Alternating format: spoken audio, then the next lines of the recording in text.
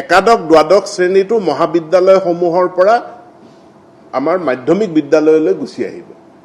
গতিকে মাধ্যমিক বিদ্যালয়সমূহ আমি ক্লাছ 1ৰ পৰা 12 লৈকে এটো হল বিদ্যালয় শিক্ষা 1ৰ পৰা 8 লৈকে এটো হল এলিমেন্টাৰী 9 10 11 12 এটো হল সেকেন্ডাৰী অৰ্থাৎ মাধ্যমিক শিক্ষা গতিকে মাধ্যমিক শিক্ষালৈ 11 12 টো গুচি আহিব মহাবিদ্যালয় বিলাকত এটো নাথাকিব অন্য হাতেদি মহাবিদ্যালয় বিলাকতো স্নাতকোত্তৰ শ্ৰেণীসমূহ আৰম্ভ কৰাৰ কাৰণে আমি বিভিন্ন পদক্ষেপ ইতিমধ্যে আৰম্ভ কৰিছো 11 12 টো যেনেকৈ তাৰ পৰা ডিলিংক হ'ব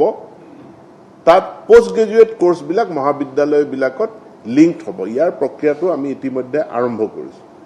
দ্বিতীয় এটা প্ৰক্ৰিয়া আমি ইতিমধ্যে আৰম্ভ কৰিছো এটো হল প্ৰাক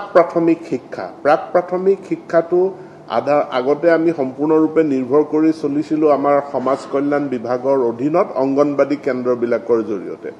এতিয়া নতুন শিক্ষা নীতি য'ত 5+3+3+4 হ'ব ইয়াৰ যেটো একেবাৰে তলৰ খাপৰ 5 মানে গাঁথনিটো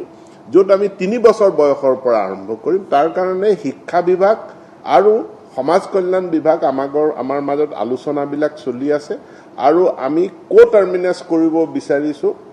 মানে আমি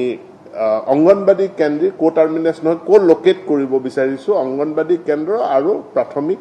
বিদ্যালয় তাৰ সম্পূৰ্ণ ৰূপৰেখা এতিয়াও প্ৰস্তুত হোৱা নাই কিন্তু হ'বলৈ গৈ আছে ইয়াৰ মাজতে ভাৰত চৰকাৰে ফাউণ্ডেশ্যনেল লিটাৰেসি এণ্ড নিউমেৰেসি এটা মিছন আৰম্ভ কৰিছে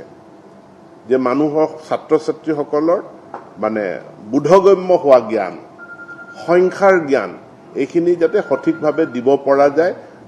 তাৰ কাৰণে যোৱা কালি মাননীয় মুখ্যমন্ত্ৰী ডাঙৰীয়াই আমি যাত অসমত নামকৰণ কৰিছো নিপুণ অসম সেই নিপুণ অসম মিছনটো অভিযানটো যোৱা কালি মাননীয় মুখ্যমন্ত্ৰী ডাঙৰীয়াই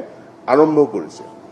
আৰু এটো ক্ষেত্ৰত আমাৰ যিখিনি এক্সিস্টিং টিচাৰ আছে আমি কালি আমাৰ এটা এসেসমেন্ট হৈছে যে আমাৰ 2 লাখতকৈ অধিক আমাৰ শিক্ষক আছে গতিকে নতুন শিক্ষক নলৈ পেলে এই আমাৰ যিখিনি শিক্ষক ইতিমধ্যে আছে আৰু এতিয়া এই কিদিনত মাৰ্চ পৰ্যন্ত আমাৰ যিখিনি নতুন নিযুক্তি হ'ব সেই শিক্ষকসকলৰ জৰিয়তে এই নতুন গাঁথনিত শিক্ষাদানৰ ব্যৱস্থাটো কৰা হৈছে ইয়াৰ লগত নতুন শিক্ষা নীতিটোত এটা খুব গুৰুত্বপূৰ্ণ বিষয় এটো হল শিক্ষকৰ প্ৰশিক্ষণ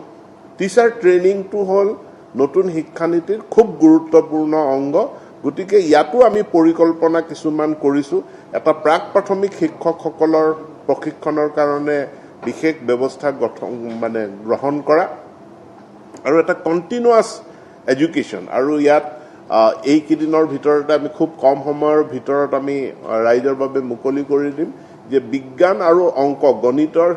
শিক্ষকসকলৰ বিশেষ প্ৰশিক্ষণ বিশেষ ট্ৰেইনিং তাৰো এটা ব্যৱস্থা কৰিছো গতিকে নতুন শিক্ষা নীতিৰ প্ৰৱৰ্তনটো আমাৰ